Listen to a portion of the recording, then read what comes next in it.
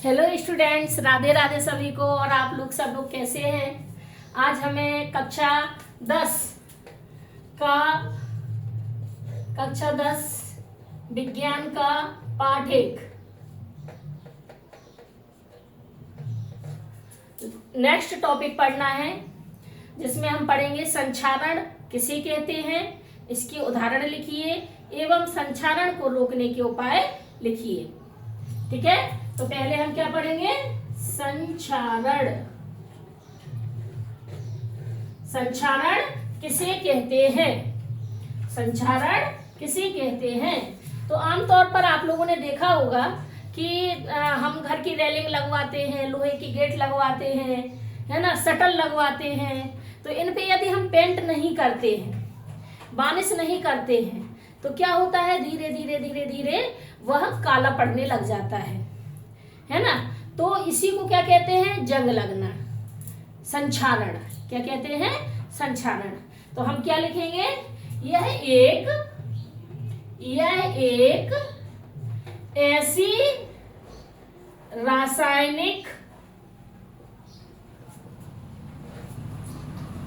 रासायनिक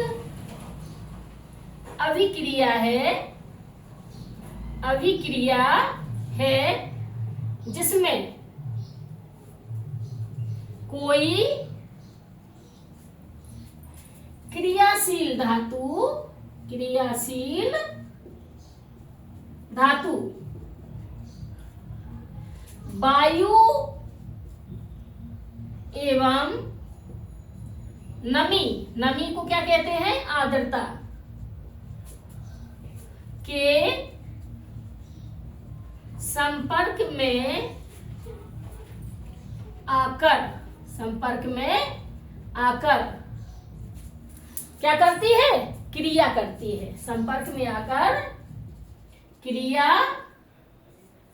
करती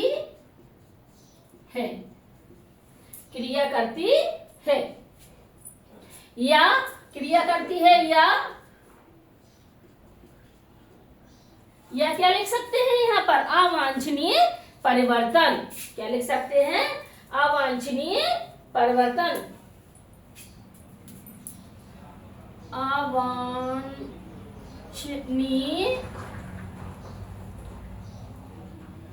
पदार्थों का निर्माण करती है, जिसे क्या कहते हैं? संचारण कहते हैं। आया समझ में? तो हम संचारण में क्या लिख सकते हैं? यह एक ऐसी रासायनिक अभिक्रिया है जिसमें कोई क्रियाशील धातु वायु, आर्द्रता या नमी के संपर्क में आके क्रिया करती है या अवांछनीय पदार्थों का निर्माण करती है, जिसे संचारण कहते हैं। उदाहरण जैसे ले लेंगे। उदाहरण में क्या लिखेंगे? लोहे पर जंग लगना। लोहे पर जंग लगना, पहला उदाहरण। दूसरा, चांदी का काला हो जाना। चांदी आपने देखी होगी, काली हो जाती है ना। आ रहा है समझ में? चांदी का काला हो जाना। या फिर तीसरा उदाहरण भी लिख सकते हैं। तीसरे उदाहरण में हम क्या लिखेंगे यहाँ पर? तीसरे उदाहरण में हम लिख सकते हैं कि तांबे के ऊपर तांबे का हरा रंग हो जाना। आई बात समझ में? ये उदाहरण है। संचारण रोकने के उपाय क्या लिख सकते हैं? संचारण रोकने के उपाय। संचारण रोकने के उपाय। तो कई उपाय होते हैं संचारण रोकने के। नंबर 1, क्या करेंगे हम? धातु पर ग्रीस या तेल का लेपन करके दूसरा क्या लिख सकते हैं, धातु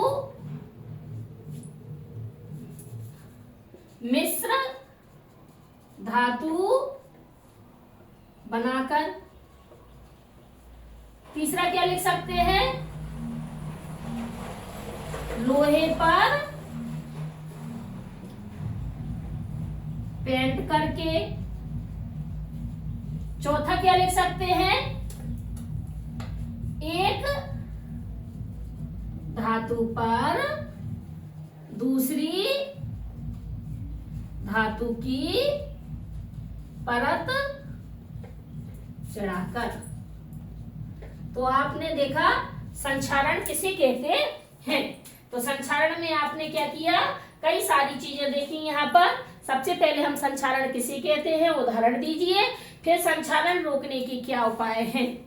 तो यहाँ पर हमने देखा एक ऐसी रासायनिक अभिक्रिया है जिसमें कोई क्रियाशील धातु वायु एवं नमी आर्द्रता के संपर्क में आकर क्रिया करती है या अवांछनीय पदार्थों का निर्माण करती है, संक्षारण कहते हैं। सभी को समझ में आया। देखो अगर हम इस तरह से लिखते हैं तो हमारे बोर्ड एग्जाम में कभी भी नंबर नहीं कटेंगे। और हम 2 लाइन लिख देंगे 2 नंबर में, शॉर्ट लिख देंगे बिल्कुल, तो नंबर तो कटना ही कटना है।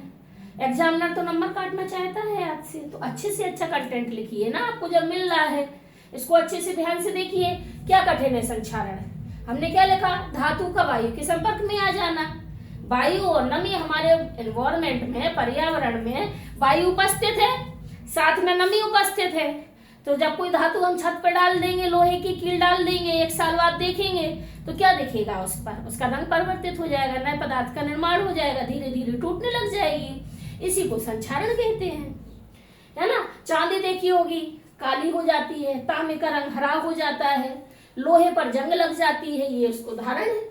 संक्षारण रोकने के उपाय, धातु पर ग्रीस या तेल का लेपन कर देंगे, मिश्र धातु बना देंगे, कई धातुओं को एक साथ मिलाया और नई धातु बना दी। जैसे आपने ये देखे होंगे नॉन स्टिक के बर्तन होते हैं, स्टेनलेस स्टील होती है, इनमें 2-3 धातु मिला देते हैं ताकि वो मिश्र धातु बन जाए और उसमें जंग न लगे। लोहे पर पेंट करके एक धातु पर दूसरी धातु की परत चढ़ा के, इसे हम संक्षारण कहते हैं।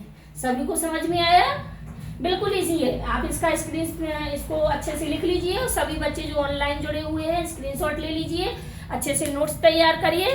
थैंक यू बेटा।